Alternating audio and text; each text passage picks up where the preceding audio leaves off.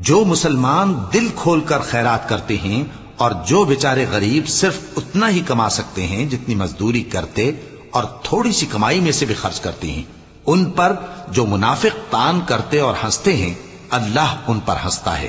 اور ان کے لیے تکلیف دینے والا عذاب تیار ہے۔ تم ان کے لیے بخشش مانگو یا نہ مانگو برابر ہے، اگر ان کے لیے 70 دفعہ بھی بخشش مانگو گے تو بھی اللہ ان کو نہیں بخشے گا، یہ اس لیے کہ انہوں نے اللہ اور اس کے رسول سے کفر کیا، اور اللہ نافرمان لوگوں کو ہدایت نہیں دیتا۔ جو لوگ غزوہ تبوک میں پیچھے رہ گئے وہ اللہ کے پیغمبر کی مرضی کے برخلاف بیٹھ رہنے سے خوش ہوئے اور اس بات کو ناپسند کیا کہ اللہ کی راہ میں اپنے مال اور جان سے جہاد کریں، اور دوسروں سے بھی کہنے لگے کہ گرمی میں مت نکلنا،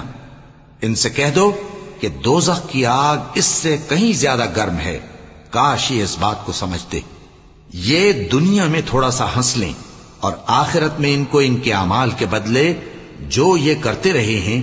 بہت سا رونا ہوگا۔